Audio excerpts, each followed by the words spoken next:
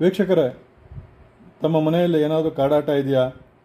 ಹಲವಾರು ಜನರು ಬಂದು ನನಗೆ ಕೇಳ್ತಾರೆ, ಗುರುಗಳೇ ಮನೆಯಲ್ಲಿ ಯಾವುದೋ ಒಂದು ಕರಿನೇರಲ್ಲಿ ಓಡಾಡ್ದಂಗಿತ್ತು, ಯಾವುದೋ ಒಂದು ನೆಗೆಟಿವ್ ಥಾಟ್ಸು ಬರ್ತಾ ಇದೆ, ಯಾವುದೋ ಒಂದು ಕೆಟ್ಟ ಸಂದೇಶಗಳು ಬರ್ತಾ ಇದ್ದಾವೆ, ಮನಸ್ಸಿನಲ್ಲಿ ಕೆಟ್ಟ ಕೆಟ್ಟ ಆಲೋಚನೆಗಳು ಬರ್ತಾ ಇದ್ದಾವೆ, ನಮ್ಮ ಮನೆ ಮೇಲೆ ಯಾರೋ ಒಂದು ಮಾಟ ಮಂತ್ರ ಮಾಡಿಸೋರೆ, ಅನ್ನ ಕೆಂಪಗಾಗ್ತಾಯಿತ್ತು, ಮನೆ ಮುಂದೆ ಯಾರೋ ರಕ್ತ ಚೆಲ್ಲಿದ್ರು, ಈ ರೀತಿ ಹಲವು ರೀತಿಯಾದ ಅನೇಕ ಸಮಸ್ಯೆಗಳಿಂದ ಮುಕ್ತಿ ಹೊಂದಿರುವಂತಹ ಸ್ಥಳ ಶ್ರೀ ವರದರಾಜೇಶ್ವರ ಸ್ವಾಮಿಯ ಶಿವಾಲಯ, ಜಡೇನಹಳ್ಳಿ, ಬಿಡದೆ.